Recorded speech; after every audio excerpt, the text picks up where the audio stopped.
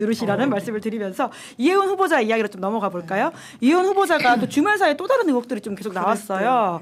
근데 지금 뭐 중앙일보 보도나 이런 데를 보면 대통령실을 그러니까 청와대에서는 계속 이제 간다라고 하는 것 같은데요. 당내 기류는 좀 어떻습니까? 인사권자는 대통령입니다. 예. 대통령의 여러 어떤 고민과 이런 수기의 결과라는 건 우리가 인정을 해야 되고요. 예.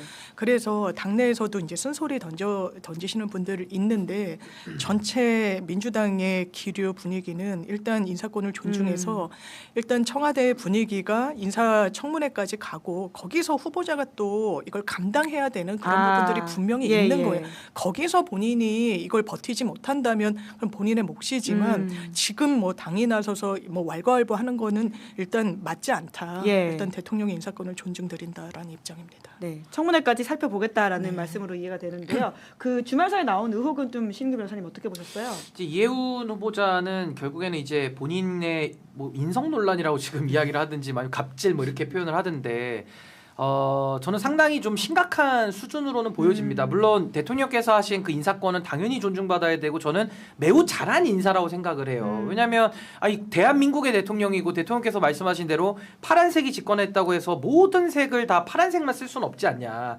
무지개색처럼 통합도 이루어야 된다. 이 말씀을 하셨기 때문에 저는 그 시도 자체는 너무 좋았다라는 생각이 드는데 대통령의 인사권도 존중받듯이 국회의 검증권도 존중을 받는 거거든요. 근데 이제 국회가 이제 검증을 하고 이제 더 무서운 건 이거 이제 국민의 검증인데 이건 사실 민정수석실에서도 미리 발견할 수가 없는 그 사인간의 녹취를 어떻게 알겠습니까? 근데 지금 이혜훈 후보자가 나온 논란을 보면 그 인턴 직원에 대해 가지고 정말 인격 모멸적인 발언들을 한 게 다 지금 남아 있고 또 그 이후에 나오는 의혹들도 다 비슷비슷한 유형의 의혹들이에요. 그러니까 사람 됨됨이에 관한 문제들이기 때문에 저는 만약에 이혜훈 후보자가 이걸 돌파하겠다고 한다면요. 당사자에게 가서 저는 좀 변화를 가져올 만큼의 어떤 양해를 구하지 않는 이상은 전 이거 넘어가기 어렵다고 봅니다.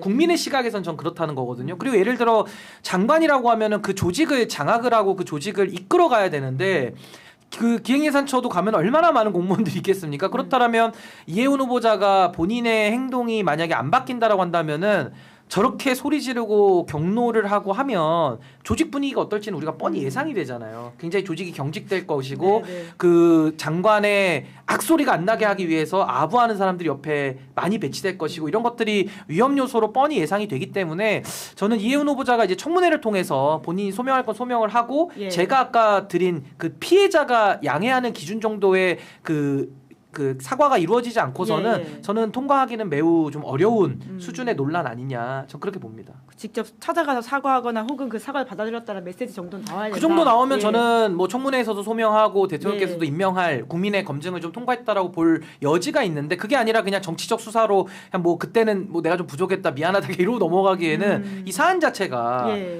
너무 좀 심각하다라는 생각이 듭니다.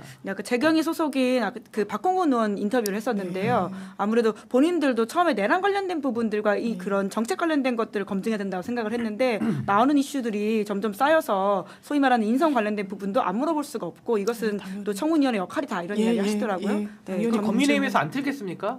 당연히 녹취를 또 틀 것이고 뭐 청문 후보 증인으로도 나올 수도 있겠다는 생각이 드네요. 그러니까 이게 더 정치 쟁점화가 되면 이제 또 갑질 뭐 이런 인성 논란이 또 될 거기 때문에 물론 국민의힘 입장에서는 자기 얼굴에 침 뱉긴 건 맞아요. 사실은 이게 인사의 특수성이 있기 때문에 근데 그렇다고 하더라도 지금은 이재명 정부의 기획예산처 초대 장관 후보자이기 때문에 그 무거운 책임은 저는 이혜훈 후보자가 지금도 더 숙고를 하고 조금 더 이행하고자 하는 노력을 해야 된다라는 생각이 듭니다. 네, 그러고 보니까 여야 의원들한테는 전화를 해가지고 잘 부탁드린다고 이야기를 했다고 하던데 그 피해자한테 연락을 했다라고 하는 보도는 아직 안 나오고 있어서 살펴봐야 되겠다는 아니 생각이 그리고 피해자가 듭니다. 저분 하나겠어요? 제가 볼 때는 그 인턴분 말고도 뭐 국회에 가면 4급, 5급, 6급, 9급까지 쭉 있는데 얼마나 많은 사람들이 이혜훈 후보자 의원을 거쳐갔겠습니까? 그렇다면 본인이 아마 본인의 삶을 되돌아보면 내가 누구누구에게 함부로 했겠다라는 게 대충 짐작은 될 거 아니에요. 그럼 가서 사과도 하고 그분들에게 어느 정도의 양해를 구하는 정도가 뭐가 나와야 이걸 국민들도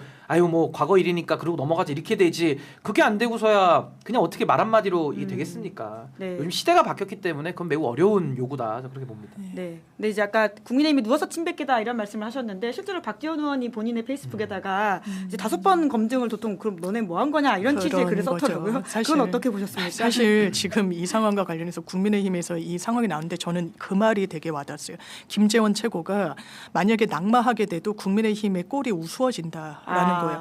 같이 손 내밀어서 해보자라고 했는데 일단 그 당에서 막 열화와 같이 막 난리가 나고 심지어 5번 검증하는 주체는 국민의힘이었습니다. 이분이 5번 공천 받았으니까 거기에 대해서 함구하는 거에 대해서 국민들이 그럴 수 있지라고 생각하시진 않을 거라고 저는 생각해요.